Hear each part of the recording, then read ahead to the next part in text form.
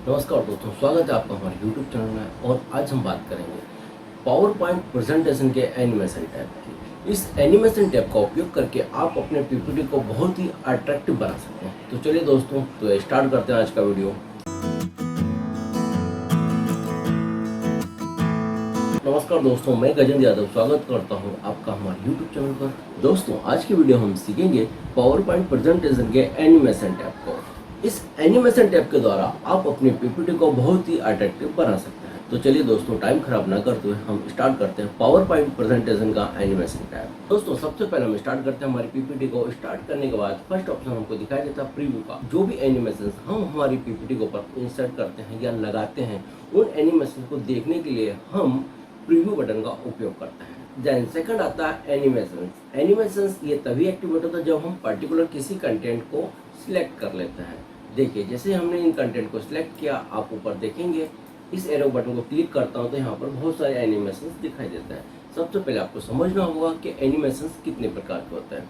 तो दोस्तों, यहाँ पर एनिमेशंस 4 प्रकार के होते हैं। फर्स्ट होता है इंट्रेंस एनिमेशन। इंट्रेंस मीन्स कि आपका जो कंटेंट है वो किस तरीके से इंटर होगा। सेकंड होता है एम्फेसिस एनिमेशन। एम्फेसिस एनिमेशन, जब भी आपने कोई कंटेंट इंटर कर लिया, उस कंटेंट के ऊपर जो भी इफेक्ट्स आप लाना चाहते हैं उसके लिए यूज किया जाता है एम्फेसिस एनिमेशंस को।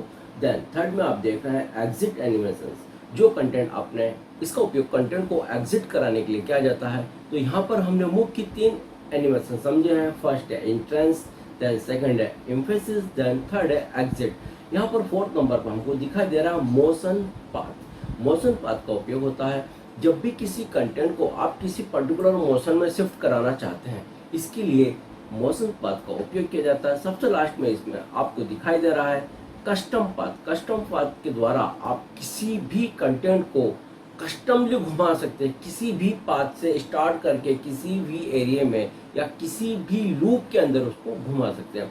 तो इसके लिए हम कस्टम पाथ का उपयोग करते हैं। ये थी हमारी basic definitions of animation.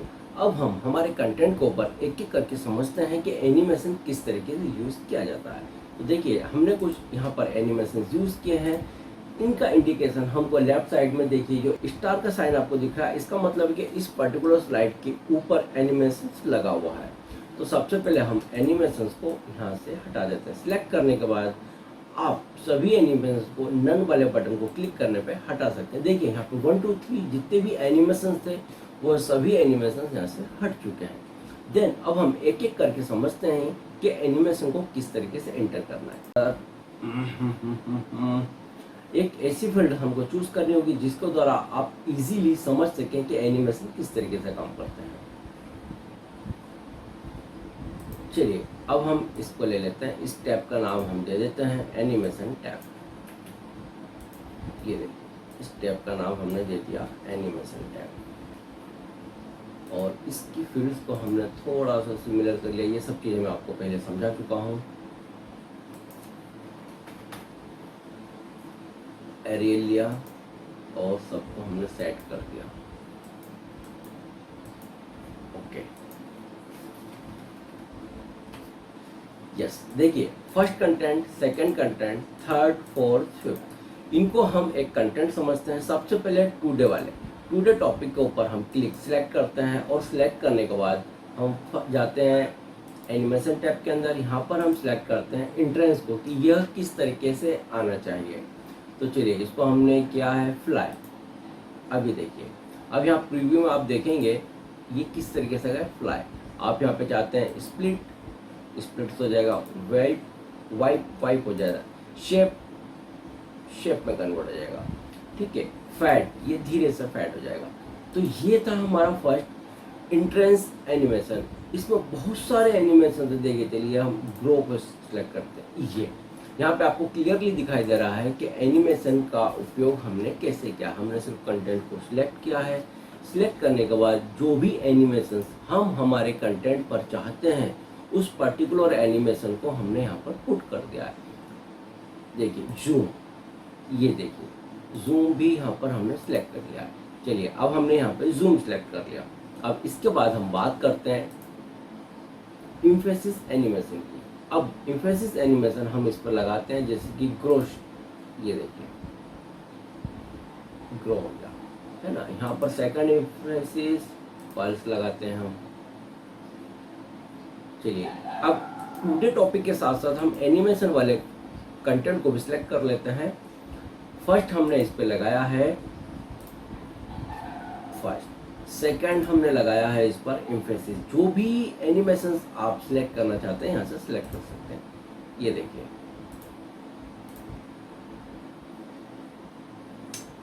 Good, yes, second हो गया। देन अब थर्ड एनिमेशन,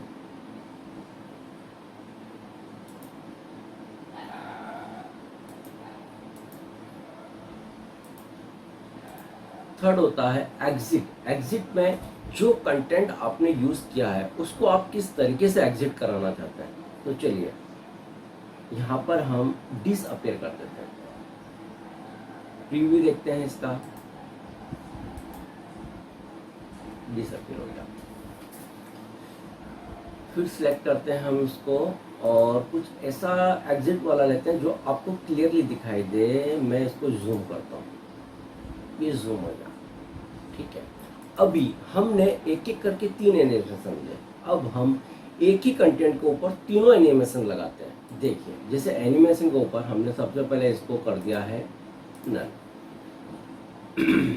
अब मैंने इस पे लगाया है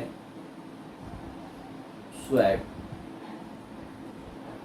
ठीक है, या फिर मैं लगा लेता हूँ इस पे ग्रो फर्स्ट। अब इसी के ऊपर मुझे अगर दूसरा एनिमेशन लगाना है तो उसके लिए मुझे उपयोग करना पड़ेगा ऐड एनिमेशन। अब ऐड एनिमेशन में मैं यहाँ पर यूज़ करता हूँ जो क्लियरली दिखाई दे, वेव, यस।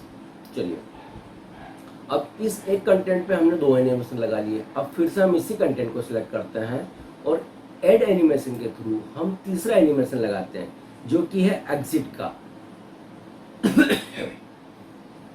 इस पे हम लगाते हैं व्हील फ्रेम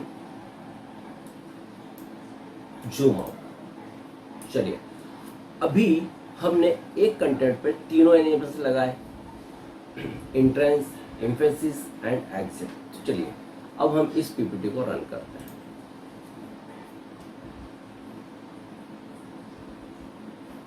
तीनों एनिमेशन ऑटोमेटिकली चले, लेकिन हमने ये ऑटोमेटिक नहीं किया है। तो अभी हम देखते हैं कि यह ऑटोमेटिक कैसे चले। हमने यहाँ पर कुछ सिलेक्ट किया हुआ है पहले से, जो है टाइमर। देखिए अभी आपने तीनों एनिमेशन लगाए, यहाँ पर आपने वाया क्लिक या ऑटोमेटिक ऐसा सिलेक्ट नहीं किया, लेकिन मैंने इस पे पहले काम किया है, इस वजह से इस पीपीटी को, इस स्लाइड के ऊपर इन्होंने ऑटोमेटिकली ले लिया। तो चलिए अभी हमने समझा प्रीव्यू, प्रीव्यू के बाद समझा हमने, प्रीव्यू के बाद हमने समझा है कि एनिमेशंस कौन कौन से कैसे लगाना है, ठीक है। एनिमेशन के साथ साथ एक ही कंटेंट के ऊपर अगर मल्टीपल एनिमेशंस लगाने हो तो वो किस तरीके से लगाने हैं। फर्स्ट आप एनिमेशन यूज कीजिए, सेकंड उसी कंटेंट को सिलेक्ट कीजिए, देन ऐड एनिमेशन का उपयोग कीजिए। ऐड एनिमेशन के थ्रू ही आप एक कंटेंट पर मल्टीपल एनिमेशन लगा सकते हैं। देन अब मैं आपको बताता हूँ एनिमेशन पेन। एनिमेशन पेन को आप क्लिक कीजिए तो राइट साइड में एक बार ओपन हो जाता है। अब देखिए यहाँ पे मैंने इस कंटेंट को सिलेक्ट किया। अब इस कंटेंट पे आपको दिखाई दे रहा है फर्स्ट एनिमेशन, सेकंड एनिमेशन और थर्ड एनिमेशन। तीनों एनिमेशन कलर कोडिंग के थ्रू आपको दिखाई दे रहा है। यहाँ पर मैं आपको कलर भी दिखाऊं, ये देखिए ग्रीन कलर इंडिकेट करता है यहाँ पर एंट्रेंस एनिमेशन को, देन सेकंड एम्फेसिस इंडिकेट करता है गोल्ड को, देन रेड इंडिकेट करता है एग्जिट को। तो यह कलर कोडिंग आपको प्रॉपर तरीके से यहाँ पर दिखाई दे रही है। इससे आपको ये पता चलता है कि आपके कंटेंट के ऊपर, आपने जो कंटेंट यूज किया है उस पर्टिकुलर कंटेंट के ऊपर आपने कौन सा एनिमेशन लगाया हुआ। तो यहाँ पर हमने तीनों एनिमेशन को समझ लिया है। अब हम इसको क्लिक करते हैं और यहाँ पर ऑप्शंस आ रहे हैं बहुत सारे। यहाँ पर हम क्लिक करते हैं स्टार्ट ऑन क्लिक, देन यहाँ पर सिलेक्ट करते हैं, इसको भी हम करते हैं स्टार्ट ऑन क्लिक। थर्ड को भी हम सिलेक्ट करते हैं स्टार्ट ऑन क्लिक।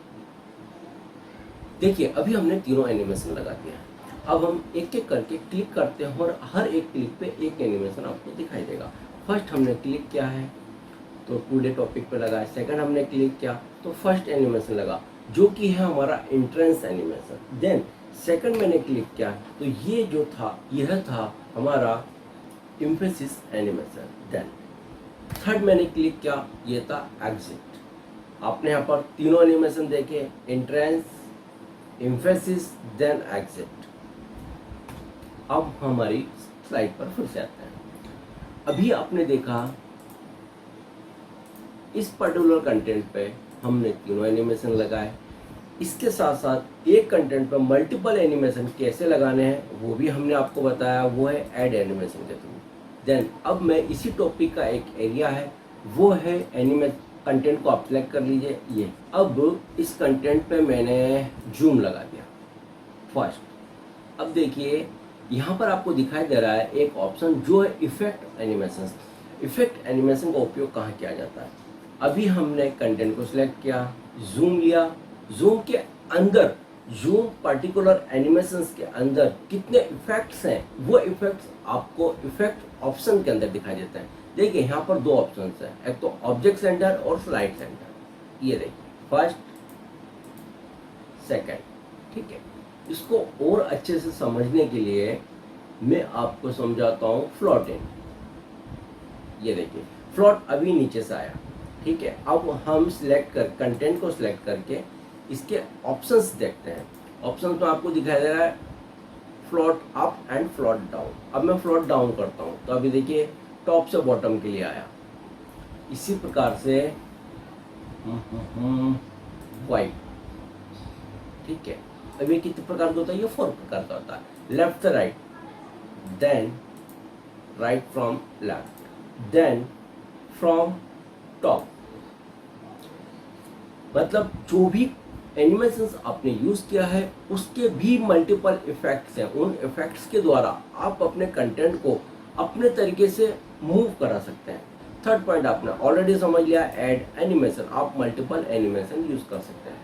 अब यहाँ पर एक चीज और है जो है कस्टम पाथ। देखिए ये तो सिंपल है, लाइन और एरो, ये मैंने सिलेक्ट किया, ये कहाँ गया? यहाँ पर, ठीक है।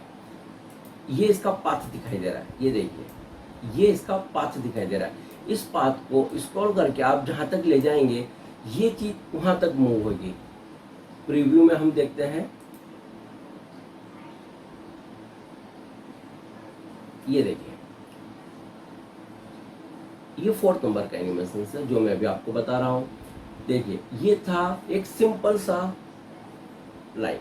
अब हम बात करते हैं कस्टम पाथ की। अब कस्टम पाथ में क्या होता है, इसके लिए हम एक काम करते हैं, एक नया ऑब्जेक्ट सिलेक्ट कर लेते हैं। देखिए ये अच्छा सिलेक्ट हो चुका है ना, यस।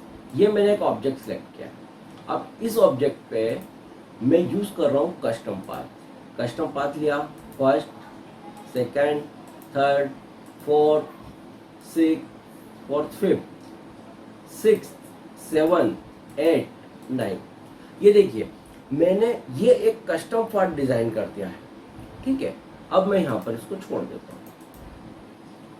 अब मैं पीपीटी को रन करता हूँ। ये देखिए हर एक क्लिक पे एक एनिमेशन मेरा चल रहा है। ये देखिए फिर से आप ये देखिए ये वो कस्टम पाथ है जो मैंने बनाया। मतलब आप अपने कंटेंट को किसी भी डायरेक्शन में मूव करा सकते हैं। अब दोस्तों ये सब चीजें सीखना बहुत जरूरी है, लेकिन एनिमेशन का मतलब ये नहीं होता है कि आप हर ऑब्जेक्ट पे हर कंटेंट पे एनिमेशन लगा दें। दोस्तों हर जगह एनिमेशन नहीं लगाया जाता है। एनिमेशन ओनली कंटेंट के अकॉर्डिंग लगाया जाता है। अगर उस कंटेंट को उस पर्टिकुलर स्लाइड पे एनिमेशन की नीड है और अगर एनिमेशन लगाने के बाद आपकी स्लाइड बहुत अच्छी दिख सकती है तभी आप वहाँ पे एनिमेशन लगाइए। कभी भी ऐसा ना करें कि आप अपनी हर स्लाइड पे एनिमेशन लगा दें, ठीक है। तो इस चीज़ का ध्यान रखें। एनिमेशन एक बहुत अच्छा फीचर है, बट इसका मतलब ये नहीं है कि हम हर स्लाइड पे एनिमेशन लगा दें। चलिए अब हम आगे बढ़ते हैं। अभी हमने एनिमेशन में देखे हैं preview, animations, effects, add animations. And animation pane. अब देखिए सबसे इंपॉर्टेंट चीज होती है यहाँ पर, वो है एनिमेशन पेन। आपने जितना भी वर्क एनिमेशन पे किया है वो सब आपको यहाँ पर दिखाई देता है। अभी मैं एनिमेशन टैब को सिलेक्ट करता हूँ। अब यहाँ पे मेरे को नंबर दिखाई दे रहा है 2 3 4। टुडे टॉपिक को सिलेक्ट करता हूँ, यहाँ पे मुझे नंबर दिखाई दे रहा है 1। ठीक है, यहाँ पर सेकंड थर्ड फोर्थ। अब जब मैंने एनिमेशन टैब को सिलेक्ट किया तो राइट साइड में आपको दिखाई दे रहा है सेकंड थर्ड फोर्थ। ये ऑलरेडी बैकग्राउंड सिलेक्टेड आ गया, मतलब इस कंटेंट पर 3 एनिमेशन लगे हुए हैं और तीनों एनिमेशन किस टाइप के हैं वो भी कलर कोडिंग से इंडिकेट है। अगर आप इनको होल्ड करके आगे पीछे करना चाहें तो कर सकते हैं।